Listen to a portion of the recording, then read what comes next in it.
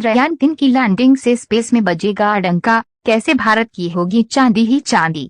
आइए देखते हैं। नमस्कार, आप देख रहे हैं सिंह न्यूज। भारत के चंद्रयान 3 मिशन पर पूरी दुनिया की निगाहें टिकी हुई हैं। चंद्रयान 3 की लैंडिंग 23 अगस्त को शाम 6:04 पर होनी है। रूस के लूना 25 मिशन के फेल होने के बाद अब चंद्रयान 3 अकेले ही मून की रेस में है। भारत चांद की सतह को छूने से बस कुछ ही दूर है। 23 अगस्त को शाम 6:04 पर चंद्रयान 3 चांद के सीने पर सॉफ्ट लैंडिंग की कोशिश करेगा। यह चांद पर उतरने की भारत की लगातार दूसरी कोशिश होगी। इससे संभावित रूप से भारत को काफी आर्थिक फायदा मिलने का रास्ता साफ हो सकता है। Chandrayaan 3 Indian space research organisation का तीसरा मून मिशन है और अगर ये कामयाब होता है तो भारत, अमेरिका, पूर्व सोवियत संघ, अब रूस और चीन के बाद चंद्रमा की सतह पर सॉफ्ट लैंडिंग करने वाला चौथा देश होगा। चंद्रयान 3 की लैंडिंग के बाद चंद्रमा पर एक रोवर तैनात करने और चंद्रमा के साउथ पोल की स्टडी करने की योजना है। एक एक्सपर्ट के मुताबिक चंद्रयान 3 की सफलता का भारत की अर्थव्यवस्था पर काफी असर पड़ सकता है। दुनिया ने पहले ही स्पेस से जुड़ी कोशिशों के रोजमर्रा की जिंदगी में मिले फायदे देखे हैं, जैसे इंटरनेशनल स्पेस स्टेशन पर वाटर रिसाइकिल के साथ साफ पानी तक पहुंच, स्टारलिंक की तरफ से दुनिया भर में इंटरनेट का प्रसार, सोलर एनर्जी मैन्युफैक्चरिंग में इजाफा और हेल्थ टेक्नोलॉजी आदि। सैटेलाइट से मिलने वाली तस्वीरों और नेविगेशन के ग्लोबल आंकड़ों की बढ़ती मांग के साथ कई रिपोर्टें दिखाती हैं कि दुनिया पहले ही स्पेस इकोनॉमी की तेजी से बढ़ोतरी के चरण में है।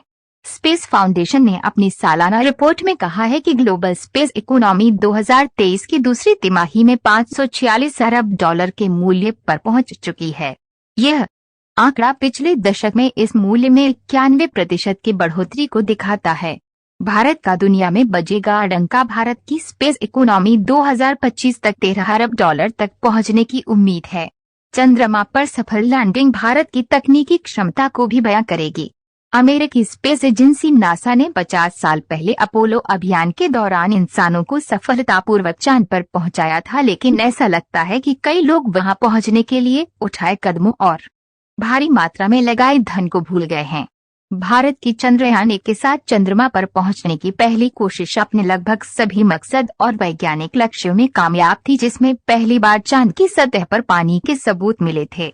लेकिन इसरो का 2 साल के लिए निर्धारित इस मिशन के 312 दिन पूरे होने के बाद ही स्पेसक्राफ्ट से संपर्क टूट गया था। भारत ने 6 सितंबर 2019 को चंद्रयान 2 मिशन के तहत प्रज्ञान रोवर लेकर जा रहे विक्रम लैंडर के साथ चांद की सतह पर पहुंचने का फिर से प्रयास किया। हालांकि चंद्रमा की सतह से 2.1 किलोमीटर दूर लैंडर से संपर्क टूट गया और नासा की तरफ से ली गई तस्वीरों ने बाद में पुष्टि की कि ये चंद्रमा की सतह पर दुर्घटनाग्रस्त हो गया। चंद्रयान 2 से लिया सबक। चंद्रयान 2 से सबक लेकर चंद्रयान 3 में कई सुधार किए गए हैं। टारगेटेड लैंडिंग एरिया को 4.2 किलोमीटर लंबाई और 2.5 किलोमीटर चौड़ाई तक बढ़ा दिया गया है। चंद्रयान 3 में लेजर डॉपलर वेलोसीमीटर के साथ 4 इंजन भी हैं, जिसका मतलब है कि वे चंद्रमा पर उतरने के सभी चरणों में अपनी ऊंचाई और ओरिएंटेशन को कंट्रोल कर सकता है।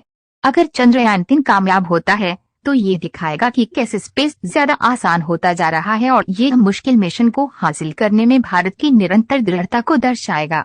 हर सफल मिशन के साथ इंसानों का चंद्रमा की सतह और उसके पर्यावरण के बारे में ज्ञान बढ़ता जा रहा है, जिसका मतलब है कि चंद्रमा तक जाने और वहां ठहरने के जोखिम